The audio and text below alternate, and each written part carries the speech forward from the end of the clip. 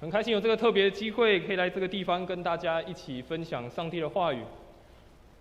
特别在经过了3年的神学院的学习，以及到了桃园有3年的时间在当地服侍，又回到富强教会当中，可以跟大家一起服侍，也在这个地方跟大家一起学习、一起成长。也盼望每位弟兄姐妹继续成为我最好的代祷者，在我服侍的道路上继续我的祷告，也为我鼓励。这几天刚好也是中秋的连假的假期，不知道大家有没有趁这几天放假的时候，到四处去走一走，可以去附近散散心。昨天晚上刚好我们教会的青年牧区们，他们利用教会的6楼有一个非常大的空间，他们在6楼一起烤肉，然后一起赏月。那也开学了，也再次的邀请在座每一位家长，如果你家中有国中、高中甚至大学的这些学生们，邀请他们可以一起来参加在我们提摩太牧区的聚会当中，一起找到除了好的朋友之外，更重要是找到属灵的同伴。在我们开始今天上帝的话语之前，我们也再一次做一个祷告。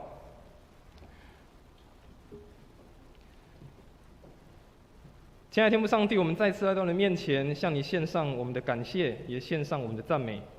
谢谢你再一次的召聚我们来到你的圣殿当中，一起来敬拜赞美你，让我们在教会当中得享你的恩典，也得享你的祝福。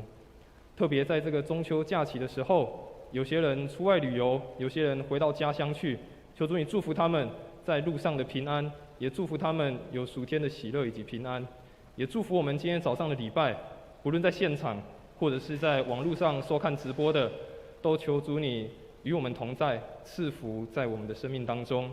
我们这样祷告，奉主耶稣的名求，阿们。今天要跟大家分享的一段的经文，记载在约翰福音的5章1到9节。刚刚我们的诗会已经带领我们一起读过这段的经文。在这个经文当中，非常的特别是，如果我们看路加福音的话，这是耶稣他所行的第3个神迹。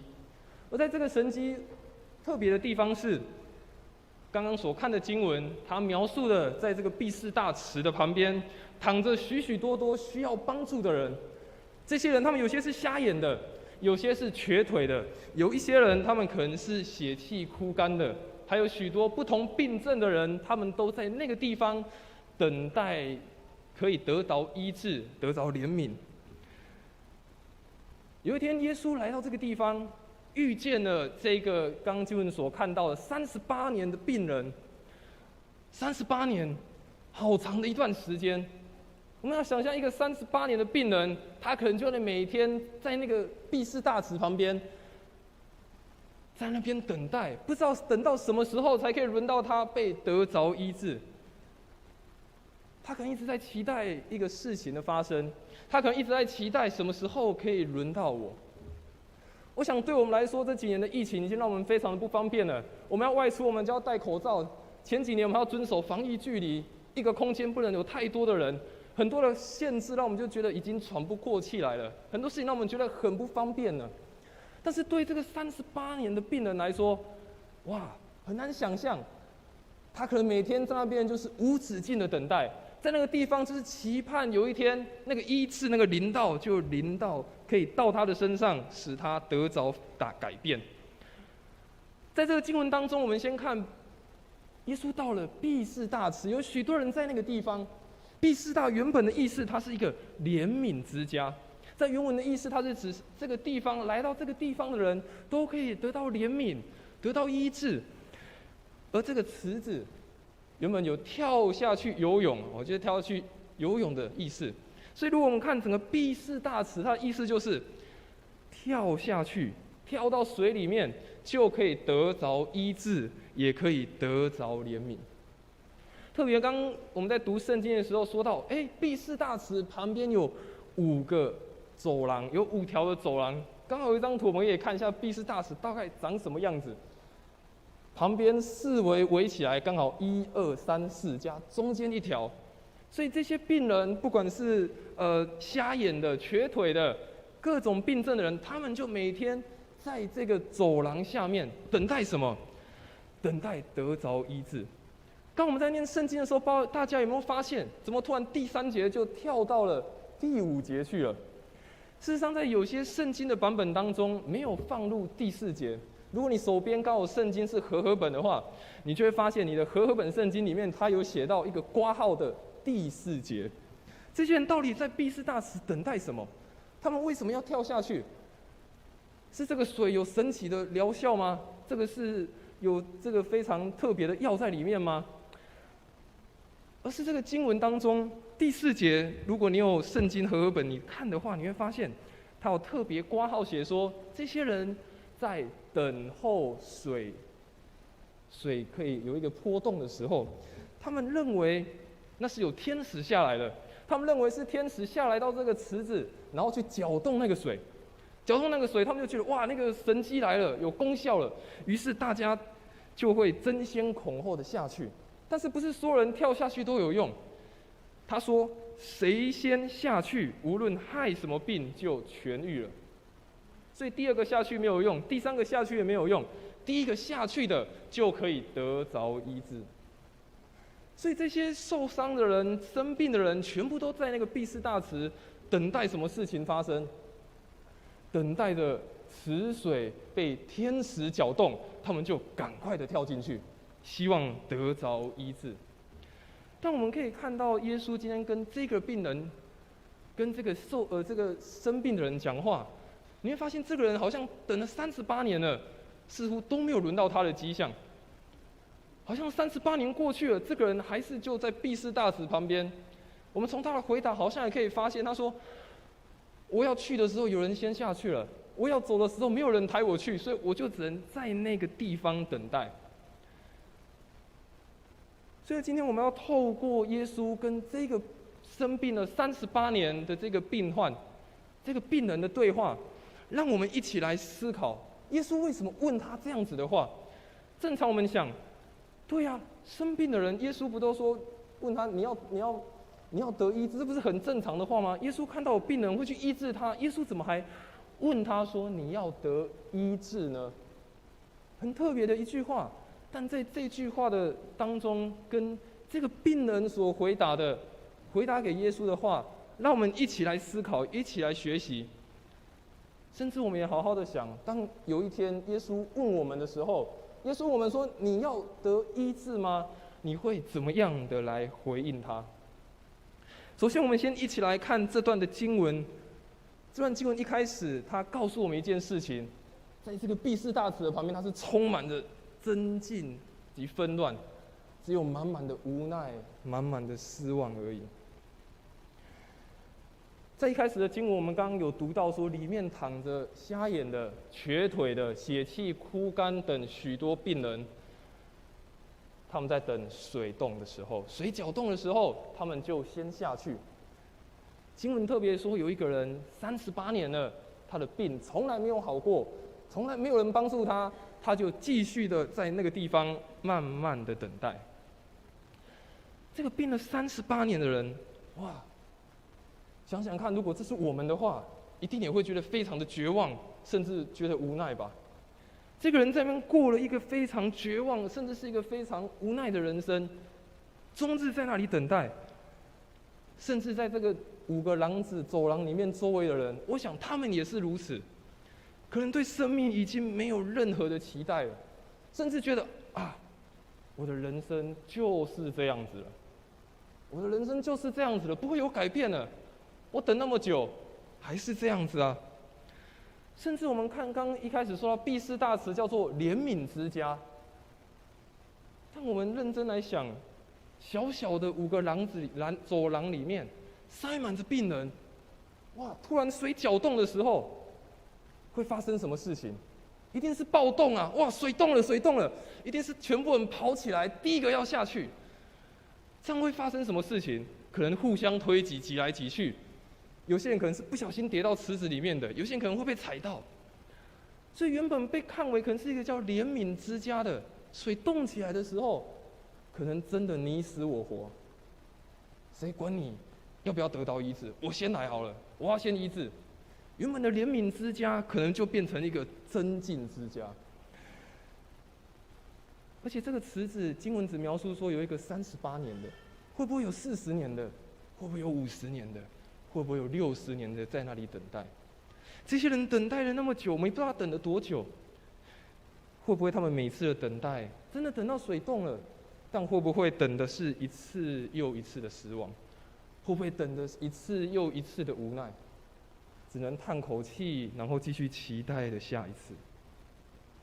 其实这个池子好像也是我们的人生一般，我们的人生好像也都围绕着这样子的毕士大池在打转。我们好像也渴望从这个毕士大池当中得到些什么。我们的人生好像就盼望在那里等待，在那里努力，希望有一天我所做的，希望有一天我所努力想要得到的，就真的成功了。但真的人生的当中，确实有成功的，但在我们过去的经历当中，我们发现或许有更多的失败，有更多的无奈，有更多我们意想不到的事情不断的发生。毕士大池旁边的状况，周围绕着的那些人，好像也像我们所处的环境一模一样。大家如果认真的回想，从你孩提时代，从你还在读书的时代开始，大家不就为了功课，为了考上第一志愿、考上第二志愿，每个人挤破头，每个人努力的去争取。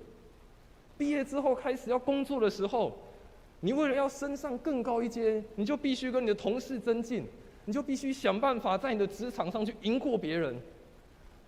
人生的不同阶段，我们好像都在努力追求些什么，我们常常都在努力期盼些什么，我们好像都围绕在那个池子旁边一样，希望我所做的，我所要的可以成功。但是我们却看到这样的池子当中，只有一个人可以达成他要的，其他人却是都在那样的失败，在那样的难过。过去这几年让我们非常困扰，就是一件事情，就是疫情。在这3年当中，很多的事情，我们的计划被打乱了，我们原本的人生规划都被打乱了，很多事情都没有办法进行了。这3年其实给我们留下了很多的是什么？很多的无奈啊，很多的失望，甚至有很多的不确定。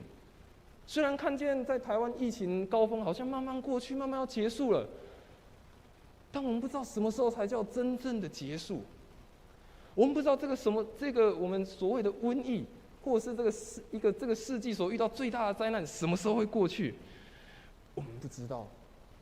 但确实，我们就处在这样的环境当中，我们处在一个让我们可能觉得非常失落，而且甚至好像看不见未来的一个情况。印象很深刻，我在神学院的时候的3年级，到了台北的马偕医院去当实习的关怀师。当关怀师，我们必须到不同的病房去探访这些病患，去跟他们聊聊天，为他们祷告，为他们祝福。印象很深，我到了一间的病房，他是一个30几岁的年轻人，但是他得了肝癌的末期。医生说他已经剩下没有多长的时间。其实我第一次踏到他的病房的时候，我真的不知道该跟他说些什么，我也不知道该跟他聊些什么。但花了一些时间，1次、2次、3次的跟他建立关系之后，他开始跟我说他生命的故事，开始跟我说他过去的经历。事实上，他是一个非常有成就的一个人，他是一个非常富有的一个人，他的家庭很美满，他结婚，有他的小孩，有自己的事业，有许多的财产。但他后来在跟我分享的时候，他说他很后悔一件事情，他甚至觉得他很无奈一件事情。他说他在社会上，在他的人生当中这么努力，这样子跟别人竞争，这样子的争取，到头来好像也只剩下一场空而已。到最后，他用尽全力的工作，换来的只是他生命的快要结束而已。他跟我说，人生好像就只有这样而已，好像一群人在抢食着一块大饼，但最后他抢到了又如何？最后他却要丧失掉他最珍贵的生命。后来他一边的反省他的生命，一边的去检视他过去他所做的一切。他后来真的很内心深刻。最后一次我见到他的时候，他告诉我说，你要好好的去思考你的人生，或许有成功，或许有失败，但那都只是一个过程而已。人生不会只有增进跟失败。很特别的是，这个病患最后他还受洗了。这个病患在他人生快要结束的阶段，有许多的怨目去关怀他。他后来发现，在人生最后的阶段，不是只有纷乱而已，人生最后阶段不是只有增进而已。他希望在他的人生最后还可以留下一点的盼望。这个38年的病患也是如此，在那里等待了38年，跟别人抢夺要进去第一个池子的那个过程，好像什么都没有得到，但耶稣来了。在马太福音9章35到36节，特别记载说，耶稣他走遍各城各乡各城，看见人困苦流离，如同羊没有牧人，就怜悯了他们。这个38年的人，在充满增进纷乱的过程中，好像看见了一线的曙光。耶稣来了。或许此时此刻，我们内心也跟这个38年的病人一样，觉得世界好像只有纷乱好像只有一切都是很糟糕的，一切都是只有失望而已。但事情的转机开始了，耶稣来了。耶稣希望这个病患他展现出他想要的一个行动，展现出他真正想要的心。耶稣希望可以看见这个病患带来不一样的改变。经文接着他说，耶稣看到他躺着，耶稣来了，知道他病了许久，就问他说：“你要痊愈吗？”这个病人回答他说：“先生，水动的时候没有人把我放到池子里啊，我要去的时候有人比我先下去。”看起来好像蛮合理的，也是这个人好像就是一个身体不方便的人嘛，没有人要帮助他，所以他说这样的话好像也合情合理。但是我们先从耶稣的问题，我们先来思考，对一个38年的病患，耶稣问了一个奇怪的问题，叫“你要痊愈吗？”这就好像你对一个非常穷的人跟他说：“你要中大乐透吗？”或者是一个好几天没有吃饭，跟他说：“你要吃饱吗？”耶稣怎么会不知道这个病人最需要是什么呢？但耶稣为什么这样子问他：“你要痊愈吗？你要好起来吗？”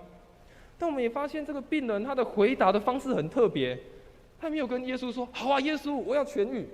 好啊，耶稣，拜托你医好我。”这个病人的回答却是避而不答，反而还跟耶稣说：“啊，我人生呢好糟糕哦，我人生有好多的悲剧哦。”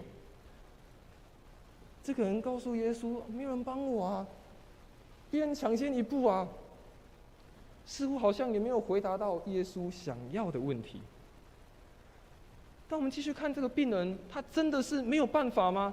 他真的是没有办法可以到池子里面吗？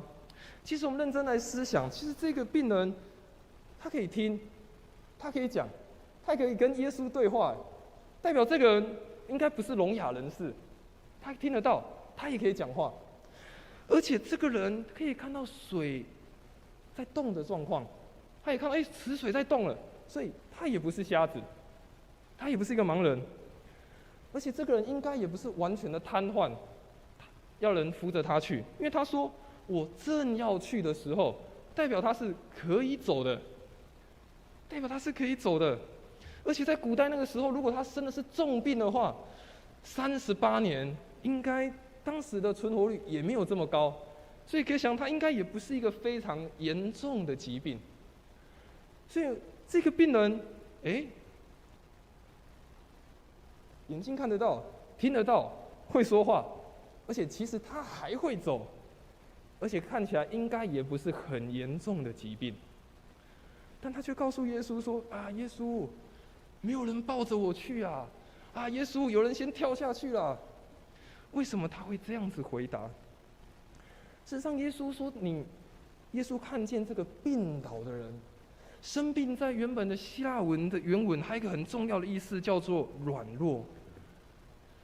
耶稣看见的不是他外在身体肉体的生病而已，耶稣更看见的是他生命里面的软弱。耶稣更看见的是他生命内在里面的软弱。所以耶稣这个问题好像很奇怪，对不对？你要痊愈吗？这个人一定说好啊，我要痊愈。但是耶稣他真正想问的是，这个人有没有想要得到改变？这个人他内心有没有想要得到改变？你知道，对这个38年的人来说，我们不要说38年好了，我想在座每位弟兄姐妹，我们可能都有一些我们困扰的事情，我们可能都有一些觉得我们需要解决的问题。有时候这个问题或这个困扰的事情放在心中，一天可能还好，1个礼拜可能就觉得怪怪，1个月就受不了了。但这个人38年的问题从来没有解决。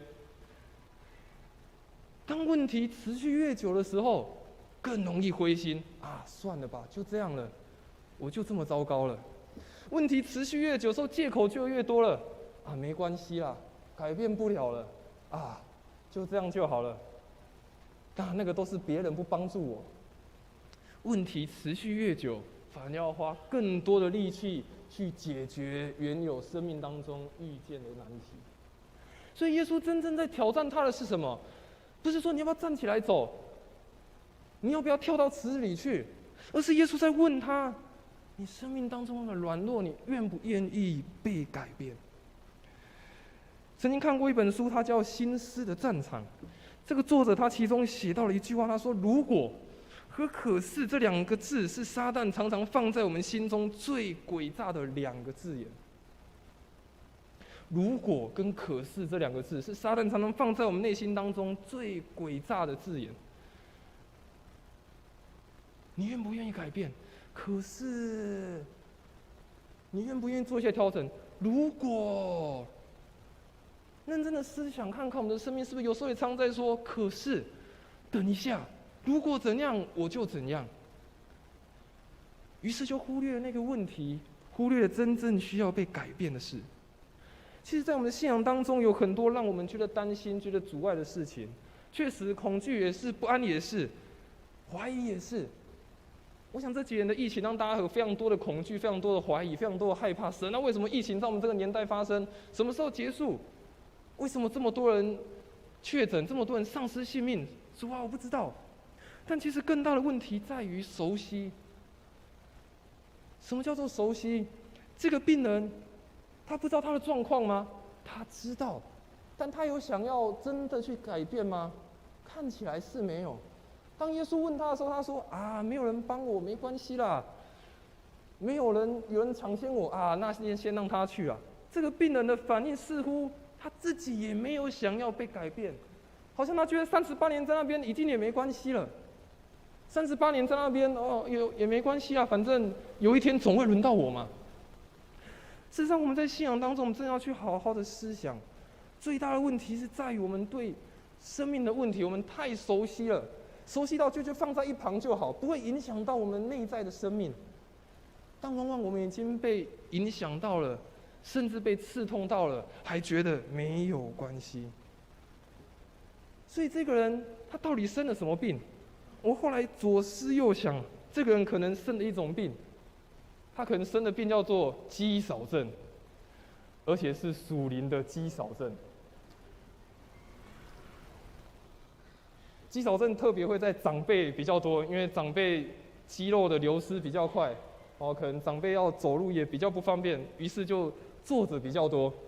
少运动的结果就是肌肉比较少，要走的时候就比较不稳，就会比较慢。但其实现在肌少症在年轻人也越来越多了。因为年轻人现在都坐办公室、打电脑、滑手机，也不运动，所以现在年轻人也开始有肌少症的状况。但是为什么说这个人叫做属灵的肌少症？这个人觉得问题啊没关系啦，我就继续躺在那里等，总有一天等到我，没关系啦，那个问题反正陪我那么久了啊，没关系，继续等吧。或许我们的生命当中，特别是我们的属灵生命，可能也面对这样的问题，我们却没有发觉；也有可能是我们发觉了，我们却不去正视它，导致于我们属灵的生命慢慢的被耗减，慢慢的被衰弱，甚至有一天，甚至耶稣问你了，你要不要被医治？你要不要被改变？你可能也回答说：啊，不要紧，没关系，再让我坐着等一下吧。耶稣在问那个病人，也在问我们每一个人，想要的心必须要大过生命当中的无力，那个改变才会真正的发生。想要的心，必须要大过你生命当中的无力。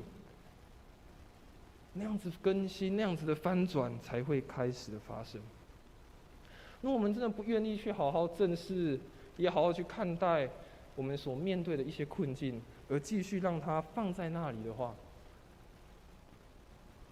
或许我们的生命会如同摊子一般原地打转。或许我们的生命会如同摊子一般原地打转。所以，当耶稣问完这个38年的病人，他也这样回答他之后，耶稣提供了他另外一个不同的方式。虽然这个病人这样子的回答他，但耶稣告诉他还有另外一个让他选择的方式。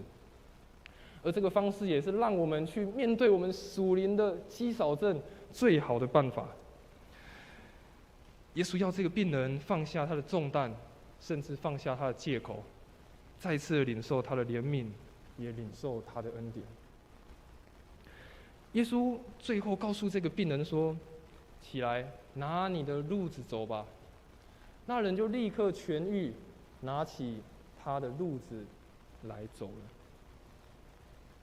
耶稣告诉他说：“起来，拿起你的褥子走吧。”这个病人马上就起来，拿起他的褥子离开了。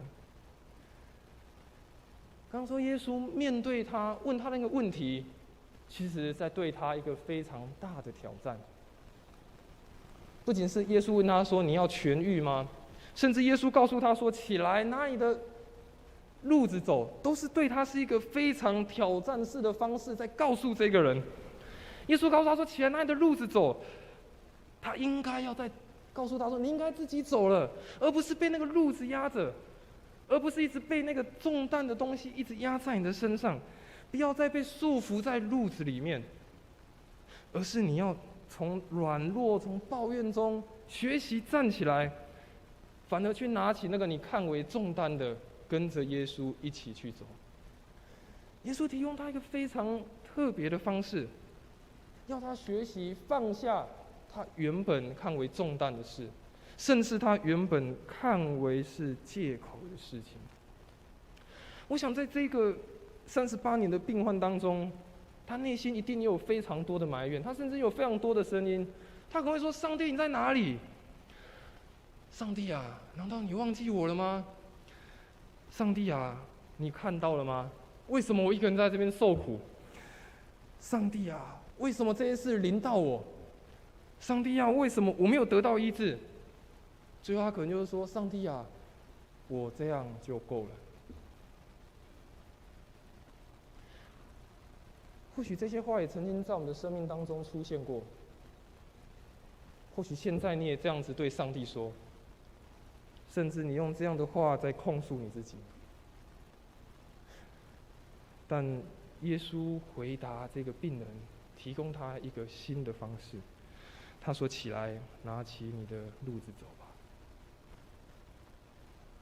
耶稣在众人当中看见了他，或许他的内心有这样的呼喊，或许你我现在的心中也有这样的呼喊、这样的呐喊。但耶稣在那个毕士大池当中，独独看见了他。耶稣也在这个纷乱的世代当中，独独的看见我们每一位弟兄姐妹。他没有忘记我们的需要，他没有忘记我们是需要被医治，我们是需要他的拯救的。但耶稣仍然耶稣关心我们每一个人所面对的问题。对这个病患来讲，甚至对毕士大池旁边所有的那些在等待的病人来说，他们都觉得这个是很奇怪的事情。甚至对那个当事者来讲，这是他一生当中从来没有做过的事情。但是耶稣其实要告诉他说：“拿起你的褥子走。”真正要告诉他的是什么？我不要再听你的借口了，我不要再听你的理由了，我不要再听你更多的但是，或者是等一下。耶稣要告诉他的是：我要看见你的信心，我要看见你的回应。耶稣再次的提供这个38年的病人一个非常特别的解答。耶稣告诉他说：“我要看见你的信心，也看见你的回应。”当耶稣立刻的医治那个病人，我们看见他立即的回应就立刻的发生。当然，有时候我们愿意把自己的需要交给神的时候，把我们所焦虑、烦躁的事情交给神的时候，或许改变不会那么立时的发生。神仍有他自己掌权的时间，但别忘记，当我们愿意交托的时候，愿意拿起我们自己的路子，开始跟耶稣走的时候，那个改变、那个大能已经开始运行了。所以保罗在哥林多后书12章9节，他这样鼓励哥林多教会。我们一起来念这段的经文。他对我说：“我的恩典够你用的，因为我的能力是在人的软弱上显得完全。”保罗告诉哥林多的教会，神的能力反而是在人的软弱上更显得完全。神的能力反而在人的软弱，在人觉得非常的纷乱、非常无奈，甚至失望的时候，再一次显得他能力的完全。这句话也成为我们最大的鼓励，也成为我们最大的安慰，不是吗？特别在这样的世代当中，我们不是更需要这样子的盼望吗？从毕士大池的故事当中，是否我们也看见，甚至也反映出我们的信仰和我们自己的生活态度呢？回到一开始问大家的，当耶稣如果真的有一天也问你说，你要痊愈吗？你又会如何的回答？当有一天耶稣真来到你的面前，来到你的需要，来到你生命的软弱面前，耶稣问你说，你要得痊愈吗？你要好起来吗？你会如何的回答？这个故事真的让我们学习到一件事情，也让我们再一次来反省，学习放下满是借口，也满是担心的生命方式。别忘记耶稣他所面对的挣扎比我们更大，甚至比我们更多，但他已经为我们胜过了这一切了。学习放下不是这么的容易，学习交托也不是那么容易。但是当我们愿意尝试，愿意开始慢慢给的时候，我相信上帝的大能就开始在当中来运行。别忘记耶稣所遇见的挣扎，他所遇见的挑战，甚至比我们大非常的多，但别忘记，他已经为我们胜过了这一切。刚刚南诗班所献唱的那首歌曲，在最后一节的歌词，他说：“当答案不够时，仍有耶稣。他不单单是回答你的祷告，仍使你的心平安，成为避难所。当答案不够时，他同在。”有时候，人生的问题、人生的困难，当我们觉得纷乱的时候，确实不会马上得到答案，甚至我们一直期待，什么时候可以赶快知道答案？什么时候可以赶快知道结果？但别忘记，神仍然同在，他担负的比我们更大，比我们更重，他已经为我们的生命胜过了一切。盼望这个毕士大池的故事，这个38年病人的故事，成为我们深刻的反省。特别在我们面对生命的挑战，也特别处在这个真的非常纷乱的时代，不论是疫情，不论是经济，不论是国内外有一些战争、一些军事上的纷扰，都让我们觉得内心有许多想不透的事情。但别忘记，神仍然都在。当我们愿意来到他面前时，他就再一次把他的恩典，在他的怜悯放在我们的生命当中。拿起自己的路子吧，夹在自己的手下，跟着耶稣一起前进吧。我们一起来做一个祷告。